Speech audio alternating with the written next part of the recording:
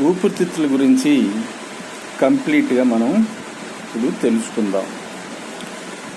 ఊపిరితిత్తులు అనేవి మనం జీవించడానికి గాలిని పీల్చుకొని మనం బ్రతుకుతాం. ఆ పని ఊపిరితిత్తులు చేస్తాయి. ఊపిరితిత్తులు కుడి పక్కన ఒకటి ఉంటుంది, ఎడం పక్కన ఒకటి ఉంటుంది. అయితే ఈ ఉచ్ఛ్వాస నిశ్వాసలు మనం గాలి పీల్చుకోవటం అనేది మన ప్రమేయం లేకుండా జరుగుతుంది. మెదడు యొక్క ఆధీనంలో ఈ ప్రక్రియ అనేది జరుగుతుంది. మన ప్రమేయం ఏమీ ఉండదు.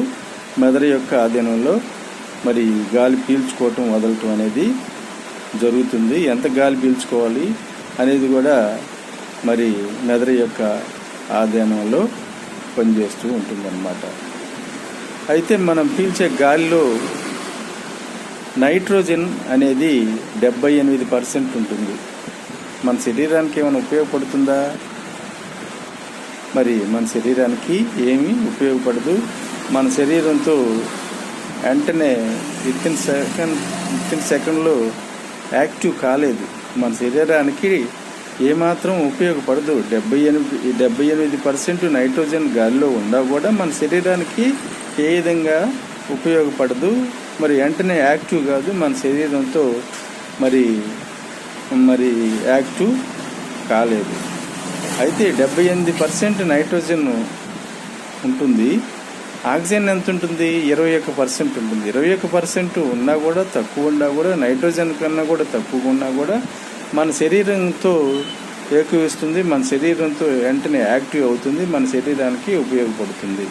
కానీ నైట్రోజన్ అలా ఉపయోగపడదు. కానీ ఆక్సిజన్ అంత త్వరగా మన శరీరానికి యాడ్ అవ్వదు, మన శరీరానికి ఉపయోగపడదు. ఆక్సిజన్ అయితే వితిన్ సెకండ్ మన శరీరానికి యాక్టివ్ అయ్యి మనకి ఉచ్ఛ్వాస నిశ్వాసాలు జరగటానికి ఎంతోగా తోడ్పడుతుంది ఆక్సిజన్. నైట్రోజన్ అలా తోడ్పడదు అనమాట. 78% ఎక్కువ ఉంటుంది. కానీ మరి ఆక్సిజన్ 21% అయినా కూడా మన శరీరానికి వెంటనే మరి ఏకవించి మన శరీరంతో ఫ్రెండ్లీగా ఉండి మన శరీరం మరి పనిచేసేట్లుగా, మనం ఆరోగ్యంగా ఉండేట్లుగా, మరి ఉచ్ఛ్వాస నిశ్వాసాలు అనేవి జరిగేటట్లుగా ఆక్సిజన్ అనేది చేస్తుంది. అయితే ఊపిరితిత్తులు కుడి పక్కన ఒకటి, ఎడం పక్కన ఒకటి ఉంటుందని మనం అనుకున్నాం. కాబట్టి మరి మన శరీరంలోకి గాలి ఆక్సిజన్ ఎంత వెళ్తుంది, నైట్రోజన్ ఎంత వెళ్తుందో మనం ఇప్పుడు తెలుసుకుందాం. మన శరీరంలోకి ఆక్సిజన్